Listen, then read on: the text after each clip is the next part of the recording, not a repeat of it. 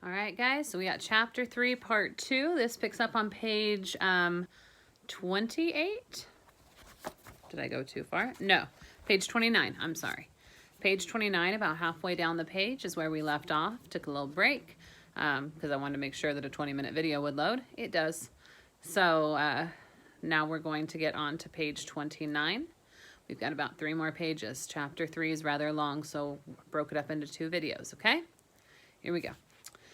My father was suddenly seized with colic. He got up and went towards the gypsy, asking politely in German, "Excuse me, can you tell me where the lavatories are?" Lavatories are bathrooms, guys. The gypsy looked him up and down slowly from head to foot, as if he wanted to convince himself that this man addressing him was really a creature of flesh and bone, a living being with a body and a belly. And then, as if he had suddenly woken up from a heavy doze, he dealt my father such a clout that he fell to the ground, crawling back to his place on all fours. I did not move. What had happened to me? My father had just been struck before my very eyes, and I had not flickered an eyelid. I had looked on and said nothing. Yesterday I should have sunk my nails into the criminal's flesh. Had I changed so much then, so quickly? Now remorse began to gnaw at me. I thought only, I shall never forgive them for that. My father must have guessed my feelings. He whispered in my ear, "It doesn't hurt." His cheek still bore the red mark of the man's hand. Everyone outside. 10 gypsies had come and joined our supervisor. Whips and truncheons cracked round me. My feet were running without me being aware of it. I tried to hide from the blows behind the others. The spring sunshine. Form 5s. The prisoners whom I had noticed in the morning were working at the side. There was no guard near them, only the shadows of the chimney. Dazed by the sunshine and by my reverie, I felt someone tugging at my sleeve. It was my father. "Come on, my boy." We marched on. Doors opened and closed again. On we went between the electric wires. At each step, a white placard with Death's head on it stared us in the face. A caption, "Warning, danger of death." Mockery. Was there a single place here where we were not in danger of death? The gypsies stopped near another barracks. They were replaced by SS who surrounded us, revolvers, machine guns, police dogs. The march had lasted half an hour. Looking around me, I noticed that the barbed wires were behind us. We had left the camp. It was a beautiful April day. The fragrance of spring was in the air. The sun was setting in the west. But we had been marching for only a few moments when we saw the barbed wire of another camp. An iron door with this inscription over it: "Work is liberty. Auschwitz." First impressions. This was better than Birkenau. There were 2-storied buildings of concrete instead of wood barracks. There were little gardens here and there. We were led to one of these prison blocks. Seated on the ground by the entrance, we began another session of waiting. Every now and then, someone was made to go in. These were the showers, a compulsory formality at the entrance to all these camps. Even if you were simply passing from one to the other several times a day, you still had to go through the baths every time. After coming out from the hot water, we stayed shivering in the night air. Our clothes had been left behind us in the other block, and we had been promised other outfits. Towards midnight, we were told to run. "Faster," shouted our guards. "The faster you run, the sooner you can go to bed." After a few minutes of this mad race, we arrived in front of another block. The prisoner in charge was waiting for us. He was a young Pole who smiled at us. He began to talk to us, and despite our weariness, we listened patiently. "Comrades, you're in the concentration camp at Auschwitz. There is a long road of suffering ahead of you, but don't lose courage. You've already escaped the gravest danger, selection. So now muster your strength and don't lose heart. We shall all see the day of liberation. Have faith in life. Above all else, have faith. Drive out despair, and you will keep the death away from yourselves.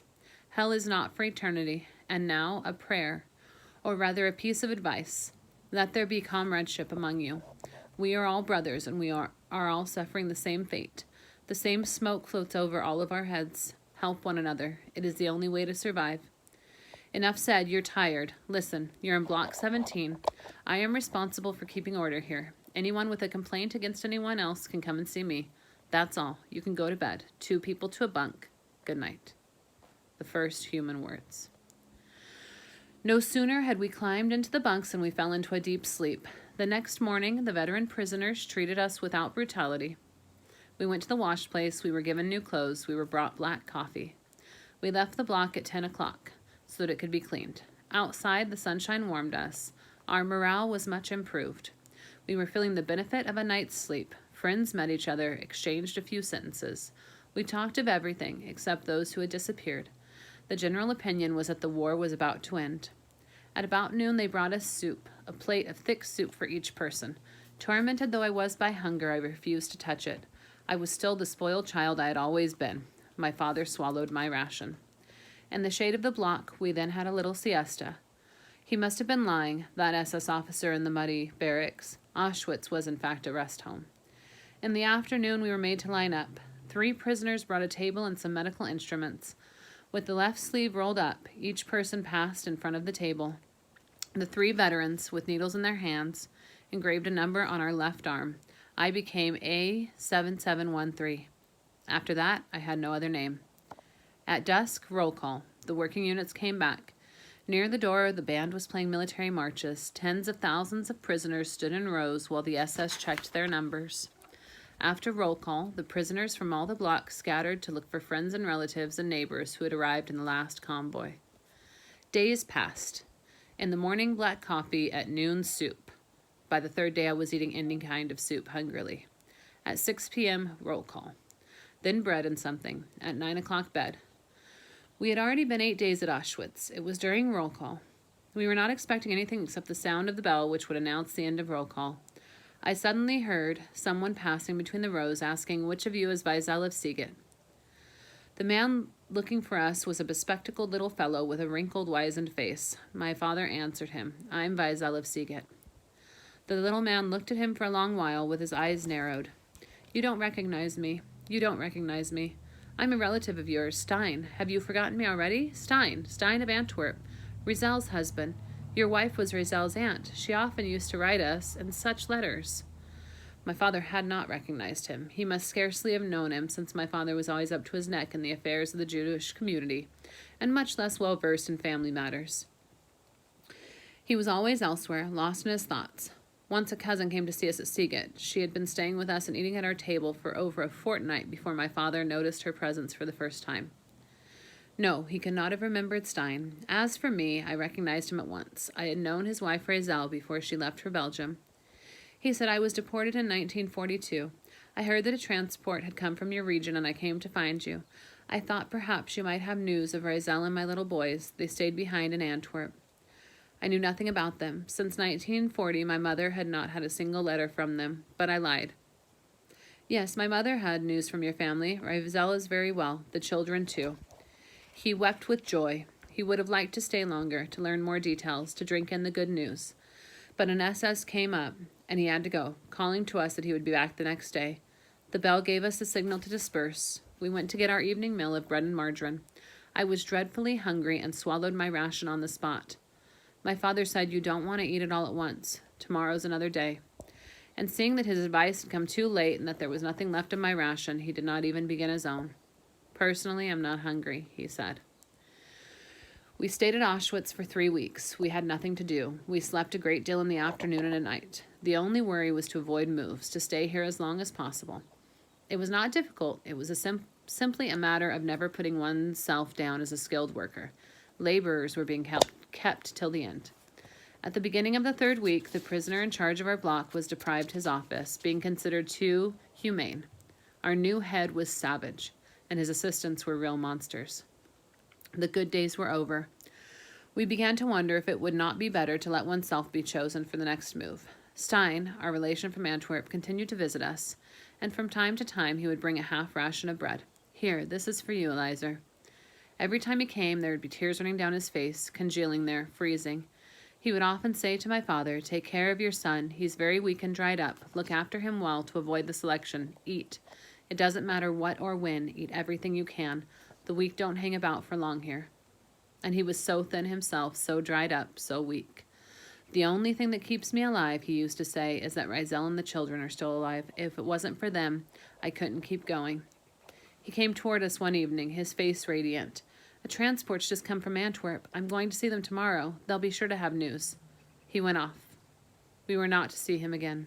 He had had news. Real news. In the evening, lying on our bed, we were trying to sing some of the Hasidic melodies, and Ikeva Drumer would break our hearts with his deep, solemn voice. Some talked of God, of his mysterious ways, of the sins of the Jewish people, and of their future deliverance. But I had ceased to pray. How I had sympathized with Job. I did not deny God's existence, but I doubted his absolute justice. Akiba Drumer said God is testing us. He wants to find out whether we can dominate our base instincts and kill the Satan within us. We have no right to despair, and if he punishes us relentlessly, it's a sign he loves us all the more. Hirsch Strinod, well versed in the Kabbalah, spoke of the end of the world and the coming of the Messiah. Only occasionally during these conversations did the thought occur to me, where is my mother at this moment, and Zipporah? Your mother is still a young woman, said my father one occasion. She must be in the labor camp. And Zipporah is a big girl now, isn't she? She must be in the camp too. How we should have liked to believe it. We pretended, for what if the other one should still be believing it? And all the skilled workers had already been sent to other camps. There were only about 100 of us ordinary laborers left. It's your turn today, said the secretary of the block. You're going with the next transport. At 10 o'clock, we were given our daily ration of bread. We were surrounded by about 10 SS men. On the door, the plaque, Work is Liberty. We were counted. And then there we were, right out in the country on the sunny road, in the sky a few little white clouds. We walked slowly. The guards were in no hurry. We were glad of this. As we went through the villages, many of the Germans stared at us without surprise. They had probably already seen quite a few of these processions. On the way, we met some young German girls. The guards began to tease them. The girls giggled, pleased. They let themselves be kissed and tickled, exploding with laughter. They were all laughing and joking and shouting blandishments at one another for a good part of the way. During this time, at least we did not have to endure either shouts or blows from the rifle butt. At the end of 4 hours, we reached our new camp, Buna. The iron gate closed behind us. And that is the end of chapter 3. I'll post chapter 4 tomorrow.